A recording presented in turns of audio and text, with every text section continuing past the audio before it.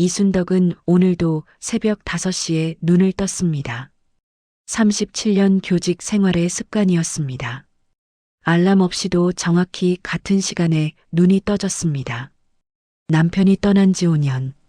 이제 혼자 사는 게 익숙했습니다. 경기도 평택 신도시 아파트 25평. 깨끗하게 정돈된 공간이었습니다. 벽에는 남편과 찍은 사진이 걸려 있었습니다. 순덕은 사진을 보며 작게 말했습니다. 여보, 오늘도 잘 다녀올게요. 74세.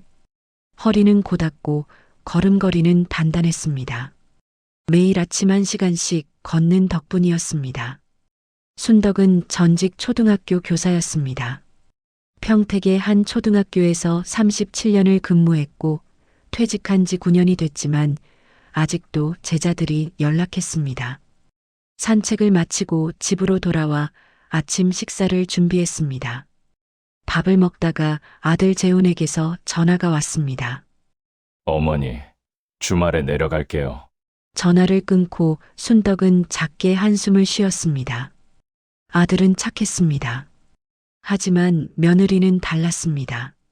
정밀한 42세의 며느리는 늘 불만이 많았습니다. 어머니, 이 나이에 왜 혼자 사세요? 부이랑 같이 살면 편하실 텐데. 순덕은 그 말이 진심이 아니라는 걸 알았습니다. 며느리의 눈빛에서 부담을 읽었습니다.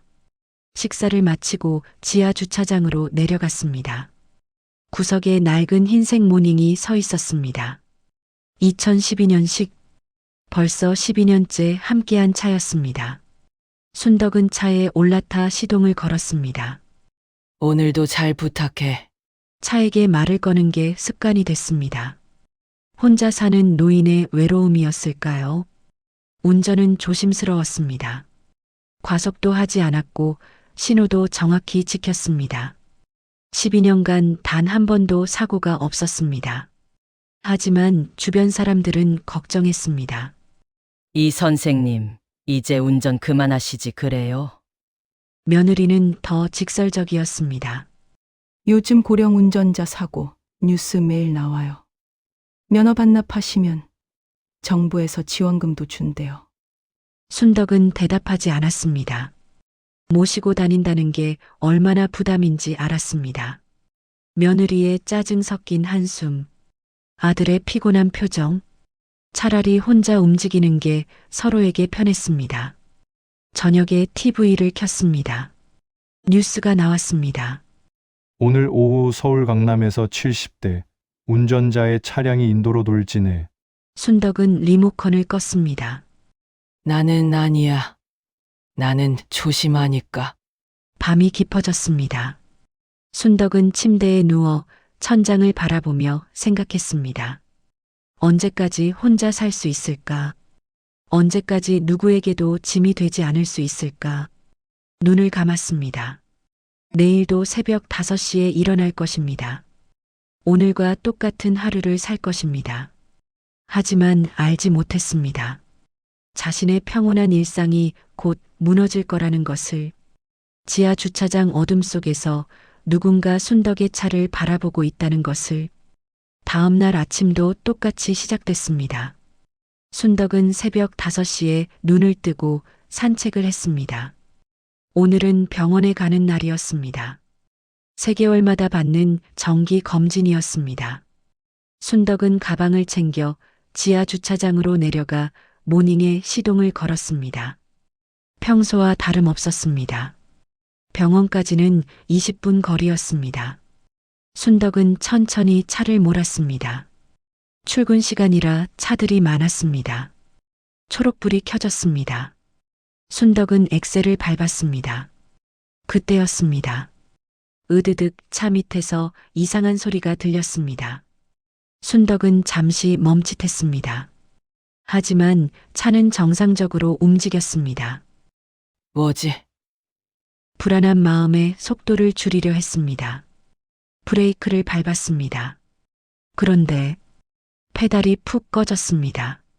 저항이 없었습니다. 순덕의 얼굴이 굳었습니다. 다시 브레이크를 밟았습니다. 여전히 소용없었습니다. 차는 멈추지 않았습니다. 오히려 속도가 붙었습니다. 앞에 횡단보도가 보였습니다. 사람들이 건너고 있었습니다. 안 돼! 순덕은 있는 힘껏 브레이크를 밟았습니다. 발이 떨렸습니다. 하지만 차는 멈추지 않았습니다. 급하게 핸들을 꺾었습니다. 차가 옆으로 미끄러졌습니다. 꽝! 가로수를 들이받았습니다. 차체가 크게 흔들렸습니다. 에어백이 터졌습니다.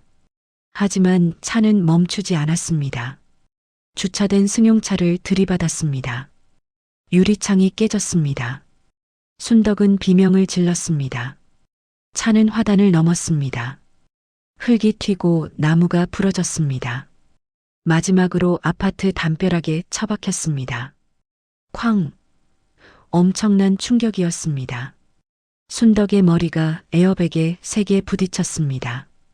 귀에서 B- 소리가 났습니다. 시야가 흐려졌습니다. 할머니, 괜찮으세요? 누군가 소리쳤습니다. 하지만 순덕은 대답할 수 없었습니다. 입에서 피맛이 났습니다. 눈이 감겼습니다. 의식이 멀어졌습니다. 구급차 사이렌 소리가 멀리서 들려왔습니다. 순덕은 마지막으로 생각했습니다.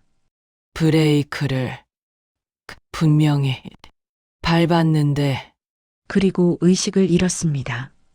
분당 서울대병원 중환자실 앞 정미란이 의사 앞에 섰습니다. 시어머니 상태가 어떠세요? 다행히 생명에는 지장 없습니다. 머리 쪽 타박상이 심하고 왼쪽 다리에 골절이 있습니다. 입원 치료가 필요합니다. 의사가 돌아가자 미란의 표정이 바뀌었습니다. 걱정은 사라지고 다른 감정이 스쳤습니다. 복도 끝에서 남편 재훈이 전화하고 있었습니다. 미란이 다가갔습니다. 여보, 보험 확인했어. 재훈이 고개를 끄덕였습니다. 종합보험이야. 대인 2억, 대물 5천. 근데 운전자 과실이면 우리가 받는 건 없어. 운전자 보험은 있어. 사망 4억. 장애 등급 따라 최대 3억. 미란의 눈빛이 변했습니다. 재훈은 주변을 살폈습니다. 여보, 그런 생각하지 마. 무슨 생각? 난 그냥 확인하는 거지. 미란의 목소리는 차갑게 식어 있었습니다. 사실 그들은 알고 있었습니다.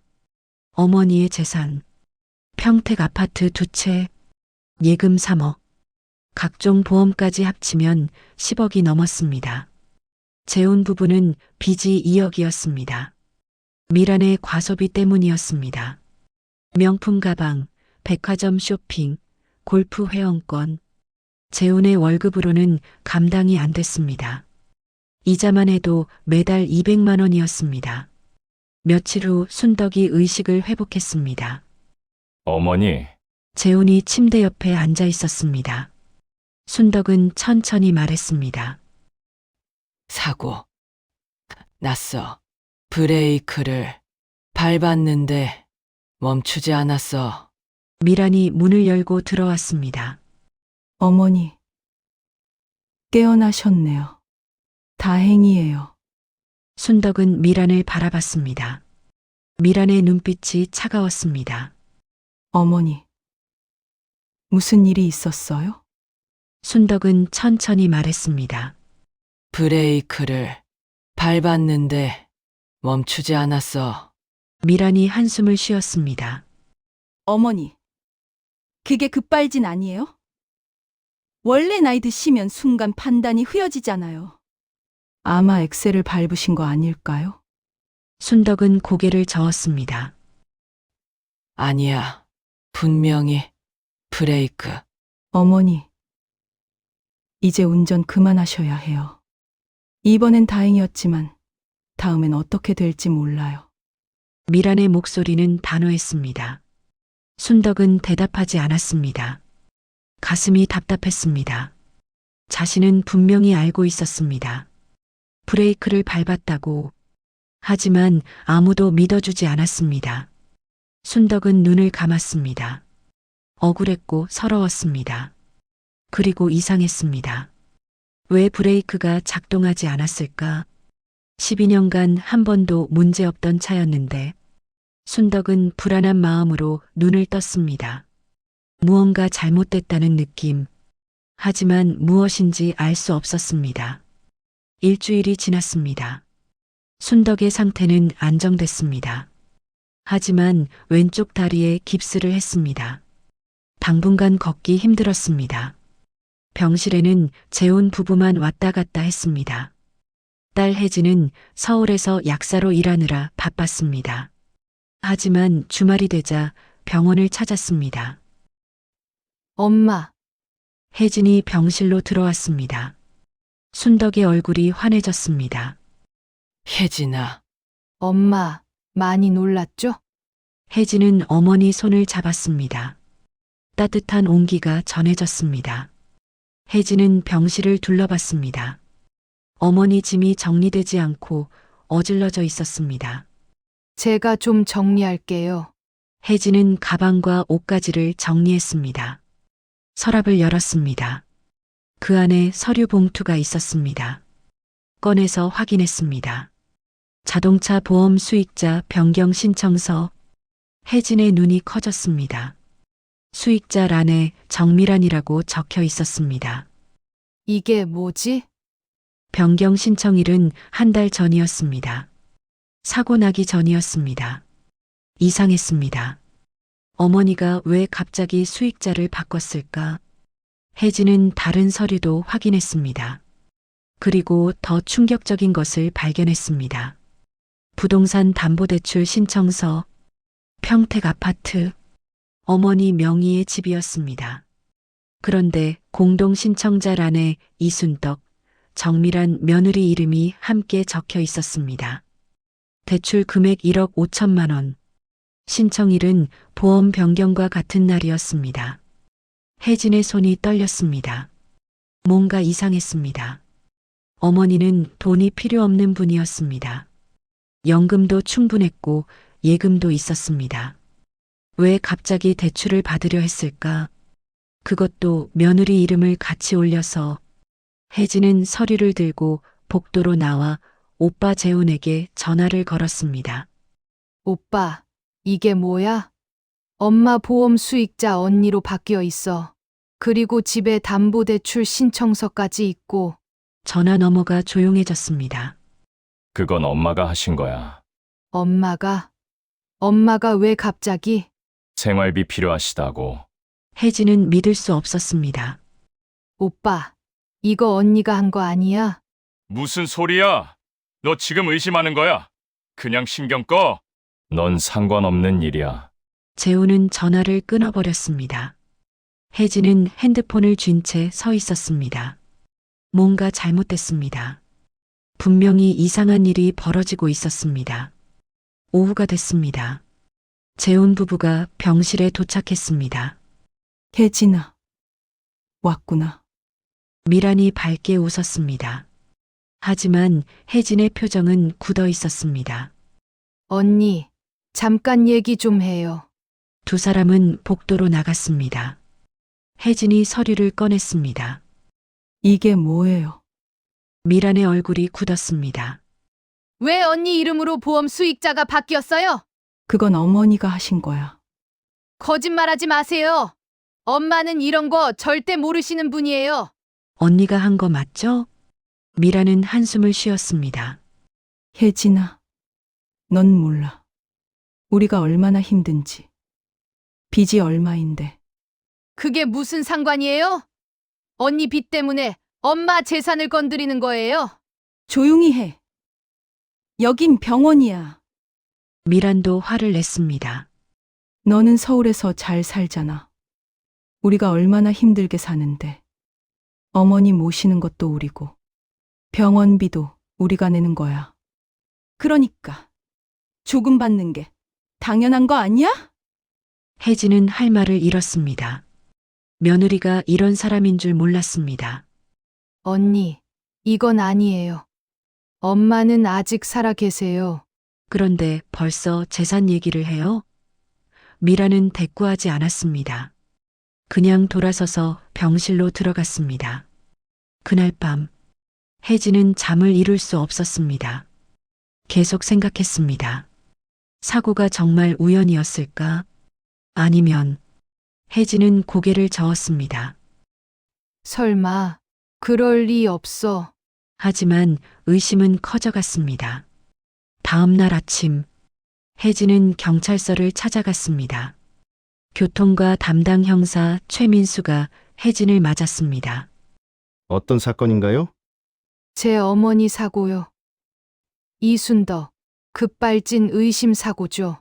최 형사는 파일을 꺼냈습니다. 아, 이 사건. 급발진 의심 사고죠.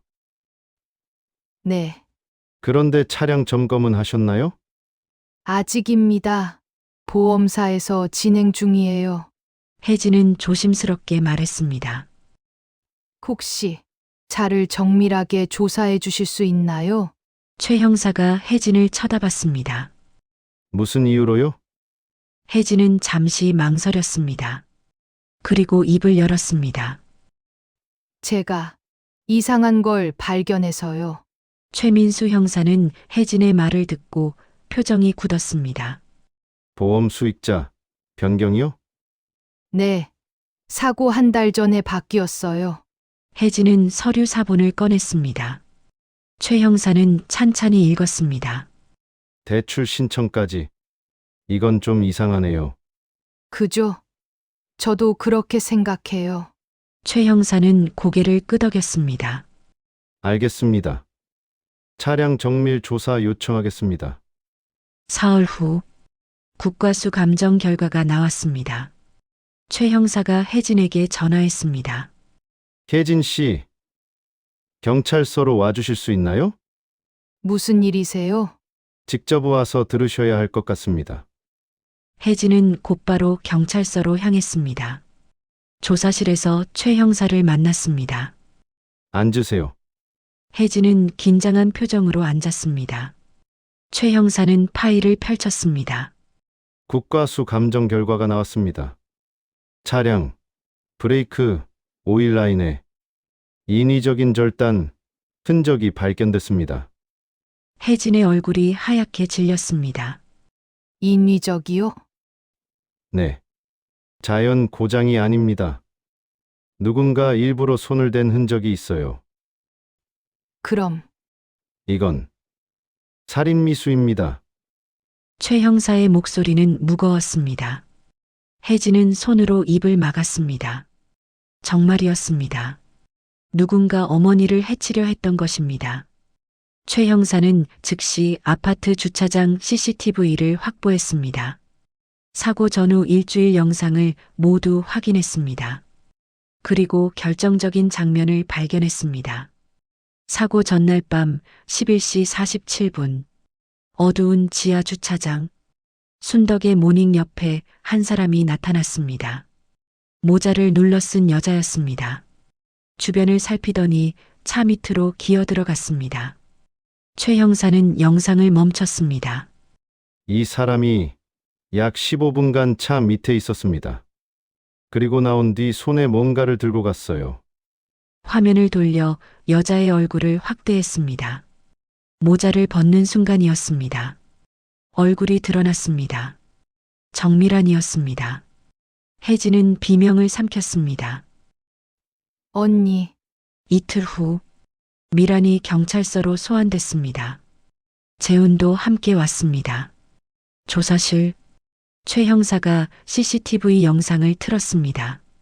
10월 27일 밤 11시 47분. 이게 당신 맞죠? 화면 속에 미란이 보였습니다. 차 밑으로 기어 들어가는 모습, 미란의 얼굴이 창백해졌습니다. 저는 뭐 하신 겁니까? 브레이크 오일 라인 절단 흔적이 발견됐습니다. 최 형사가 감정서를 내밀었습니다. 인위적인 손상입니다. 당신이 한 거죠? 미라는 떨리는 손으로 서류를 받았습니다. 읽는 동안 눈물이 떨어졌습니다. 옆에 앉은 재우는 고개를 숙였습니다. 정미란 씨, 이건 살인미수입니다. 자백하시는 게 좋을 겁니다. 미라는 한참을 울었습니다. 그리고 입을 열었습니다. 죽이려던 건 아니었어요. 그럼 뭡니까? 그냥 작은 사고만 나면 어머니가 운전 포기하실 줄 알았어요. 보험금 때문이었어요. 우리 빚이 너무 많아서 어머니 재산도 필요했어요. 재훈이 미란을 쳐다봤습니다. 여보, 당신도 알고 있었잖아. 미란이 남편을 향해 소리쳤습니다. 당신이 가만히 있으니까 내가 한 거잖아. 빚쟁이들 매일 전화하는데 어떻게 하라고. 최 형사는 두 사람을 번갈아 봤습니다. 이재훈 씨, 당신도 알고 있었습니까? 재훈은 고개를 숙인 채 대답했습니다. 네, 막지 않았습니까? 죄송합니다. 최 형사는 한숨을 쉬었습니다. 정미란, 이재훈, 두 분 모두 체포합니다. 수갑이 채워졌습니다. 미란이 울부짖었습니다. 살려달란 게 아니었어요. 그냥 운전 못하게만 하려고. 제발, 제발. 하지만 소용없었습니다. 복도에서 혜진이 지켜보고 있었습니다. 오빠와 눈이 마주쳤습니다. 재훈은 고개를 돌렸습니다. 부끄러웠습니다. 동생을 볼 면목이 없었습니다. 가족이 무너지는 순간이었습니다. 그날 저녁, 혜진은 병원으로 갔습니다. 어머니께 말씀드려야 했습니다. 하지만 차마 입이 떨어지지 않았습니다. 순덕은 딸의 표정을 보고 물었습니다. 무슨 일 있니? 엄마, 오빠가, 언니가 혜진은 눈물을 쏟았습니다. 순덕은 조용히 들었습니다. 딸이 모든 걸 말하는 동안 순덕의 얼굴은 무표정했습니다. 하지만 눈에서는 눈물이 흘렀습니다. 그래, 그랬구나. 순덕은 창밖을 바라봤습니다. 가을 하늘이 높고 푸르렀습니다. 엄마, 어떻게 해요? 순덕은 천천히 말했습니다. 혜진아, 변호사 좀 불러줄래? 석 달이 흘렀습니다. 겨울이 왔습니다. 순덕은 퇴원했습니다. 왼쪽 다리는 완전히 회복되지 않았습니다. 지팡이를 짚고 걸어야 했습니다. 하지만 일상생활은 가능했습니다. 혜진은 어머니를 자기 집으로 모셨습니다. 서울 강남구 작은 아파트였습니다. 엄마, 여기서 같이 살아요. 재판이 시작됐습니다. 서울중앙지방법원. 미라는 살인미수 혐의로 기소됐습니다. 재우는 방조 및 공모 혐의로 함께 기소됐습니다. 첫 공판 날, 순덕은 법정에 섰습니다. 지팡이를 짚고 천천히 증인석으로 걸어갔습니다. 판사가 물었습니다. 증인께서는 피고인들을 어떻게 처벌하길 원하십니까? 순덕은 잠시 침묵했습니다. 법정이 조용해졌습니다. 그리고 순덕이 입을 열었습니다. 엄벌을 원합니다. 미란이 고개를 들었습니다. 눈물이 흘렀습니다. 어머니, 제발, 한 번만. 순덕은 차갑게 말했습니다. 나는 당신들을 용서할 수 없습니다. 당신들은 나를 죽이려 했습니다. 보험금과 재산 때문에 그게 가족이 할 짓입니까? 순덕은 계속 말했습니다. 나는 37년간 아이들을 가르쳤습니다. 정직하게 살라고, 욕심 부리지 말라고. 그런데 내 아들과 며느리는 돈 때문에 사람을 해치려 했습니다. 이건 용서받을 수 없는 일입니다. 3주 후 판결이 나왔습니다. 정밀한 징역 4년, 이재훈 징역 2년 집행유예 3년. 미라는 법정에서 울부짖었습니다. 하지만 판결은 바뀌지 않았습니다. 재판이 끝나고 순덕은 법무법인을 찾아갔습니다. 상속 문제를 정리하기 위해서였습니다. 전 재산을 딸 이혜진에게 상속합니다. 평택 아파트 2채, 예금 3억, 모든 보험금, 수익자도 딸로 변경합니다. 며칠 후 순덕은 평택집을 정리하러 갔습니다. 혜진이 함께 갔습니다. 5년 만에 돌아온 집이었습니다. 순덕은 천천히 집안을 둘러봤습니다. 남편과 함께 살던 추억이 가득한 곳, 아이들이 자라던 곳, 이제는 모두 추억이 됐습니다. 순덕은 남편 사진 앞에 섰습니다. 여보, 우리 잘못 키운 것 같아. 눈물이 났습니다. 혜진이 어머니를 안았습니다. 엄마 잘못 아니에요. 사람은 각자 선택하는 거예요. 순덕은 딸의 품에서 울었습니다. 오래 참았던 눈물이었습니다. 한참을 울고 나서야 진정됐습니다. 혜진아, 이 집 팔자. 그리고 그 돈으로 장학금 만들고 싶어. 어려운 아이들 도울 수 있는 장학금. 내가 교사였으니까 마지막으로 아이들 도와주고 싶어. 혜진은 고개를 끄덕였습니다. 좋은 생각이에요. 엄마, 6개월 후 봄이 왔습니다. 순덕은 많이 회복됐습니다. 지팡이 없이도 걸을 수 있었습니다. 다만 속도가 느렸습니다. 하지만 괜찮았습니다. 천천히 가도 괜찮았습니다. 오늘은 장학재단 발족식이 있는 날이었습니다. 이순덕 교육 장학재단 평택 아파트 2채를 팔아 만든 기금이었습니다. 매년 10명의 학생에게 장학금을 지급하기로 했습니다. 행사장에는 많은 사람이 왔습니다. 옛 동료 교사들, 제자들, 지역 인사들. 순덕은 무대에 올라 인사말을 했습니다. 감사합니다. 이 자리에 와주신 여러분께 저는 37년간 교사로 살았습니다. 그리고 깨달았습니다. 진짜 재산은 돈이 아니라 사람이라는 것을. 청중이 박수를 쳤습니다. 순덕은 계속 말했습니다. 제 인생에서 큰 사고가 있었습니다. 브레이크가 고장난 차처럼 제 삶도 멈추지 않고 달렸습니다. 하지만 이제 알았습니다. 천천히 가도 괜찮다는 것을, 급하게 갈 필요 없다는 것을. 순덕의 눈에 눈물이 맺혔습니다. 이 장학금이 어려운 아이들에게 희망이 되길 바랍니다. 그리고 제가 가르친 마지막 교훈이 되길 바랍니다. 욕심보다는 나눔을, 빠름보다는 천천히 가는 것을. 박수가 터졌습니다. 행사가 끝나고 순덕과 혜진은 집으로 돌아가 저녁을 먹고 산책을 나갔습니다. 한강변이었습니다. 벚꽃이 만개했습니다. 순덕은 천천히 걸었습니다. 혜진이 팔짱을 꼈습니다. 엄마, 다리 안 아파요? 괜찮아.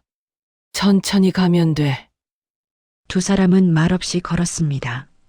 바람이 불어 꽃잎이 날렸습니다. 분홍빛 눈이 내리는 것 같았습니다. 순덕은 문득 생각했습니다. 브레이크가 고장난 건 차가 아니었습니다. 사람의 마음이었습니다. 욕심이 멈출 줄 모를 때, 양심이 작동하지 않을 때, 사람은 멈추지 않고 추락했습니다. 하지만 이제 순덕은 멈출 수 있었습니다. 천천히 걸을 수 있었습니다.